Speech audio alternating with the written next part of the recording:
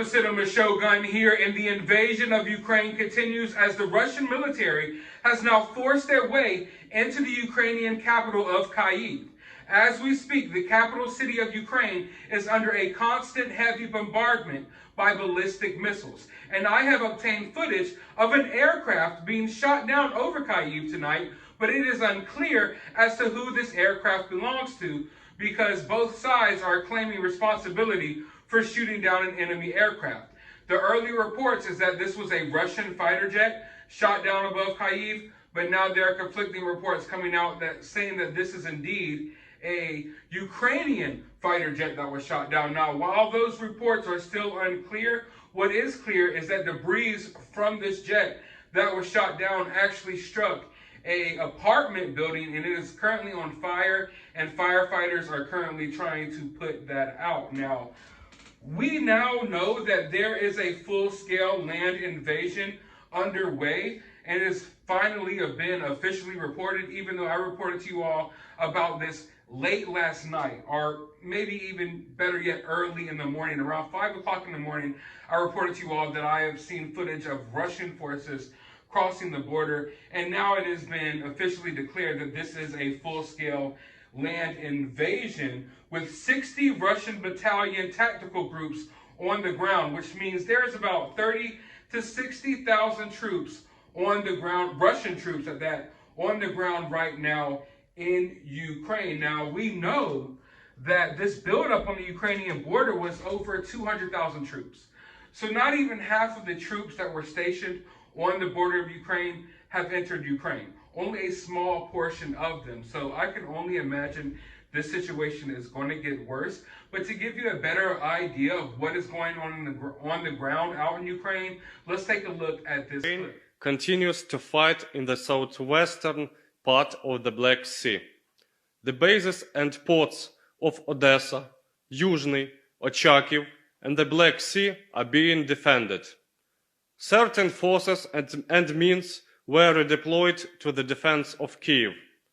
The Air Force of the Armed Forces of Ukraine repulses enemy airstrikes, conducts constant reconnaissance using UAVs, strikes on the columns of occupation troops in the areas of Novosburivka, Kupiansk, Novokakhovka, and enemy airborne troops near Gostomel airfield.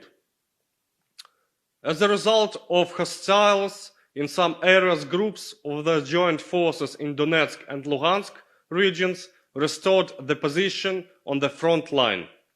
In the area of responsibility of separate units, the enemy is trying to wedge into the battle formations of our troops to the depth of platoon bases.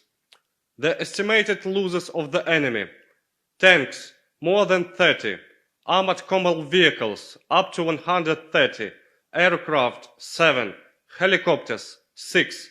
Keep calm. Follow the information on official resources. Together to victory.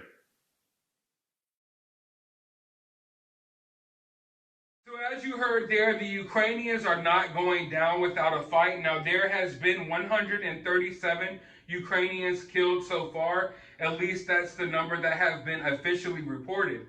But Russia hasn't reported a single casualty to their people in Russia. But we know that that is not the case. We know that there has been, dozens upon dozens, if not hundreds, if not thousands of lives lost already. There just have not been many official reports about the casualties on the ground out there, but we do know there is over 100,000 people displaced. We are on the verge of a huge refugee crisis. There are thousands upon thousands of people trying to make it out of Ukraine as we speak, and they are also now taking shelter inside of train stations, because train stations out in Ukraine also serve as bomb shelters, and I honestly haven't seen anything like this in this day and age. This reminds me of World War II documentaries, the type of things that are going on over here in Kyiv right now, as we speak. Let's just go ahead and take a look at the situation in one of these bomb shelters,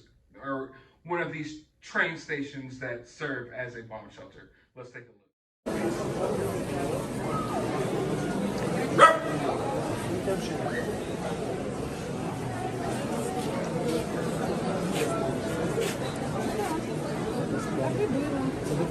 Значит, в порту где-то.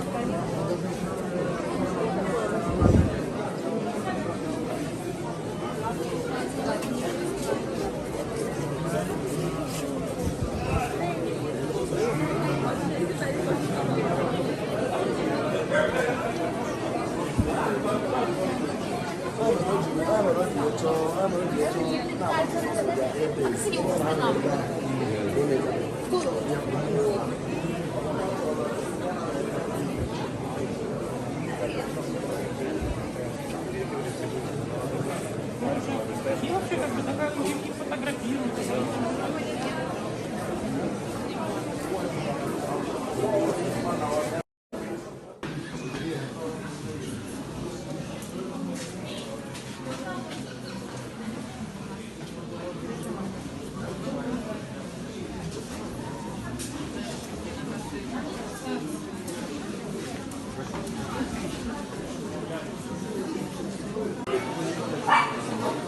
Пойдем, вот там мальчик скучает, пойдем.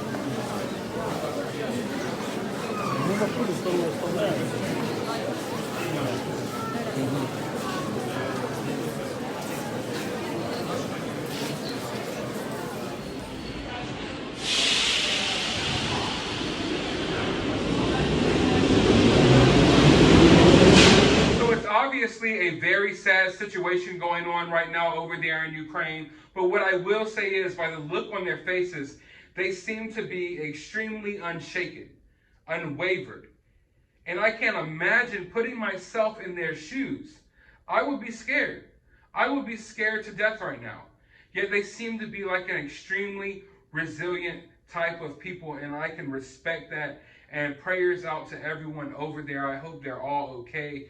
And I just wish this situation wasn't happening, but it is a wicked world that we live in, and all I can do is report on the news and what is taking place. So I want to hear your thoughts about the situation down in the comments below.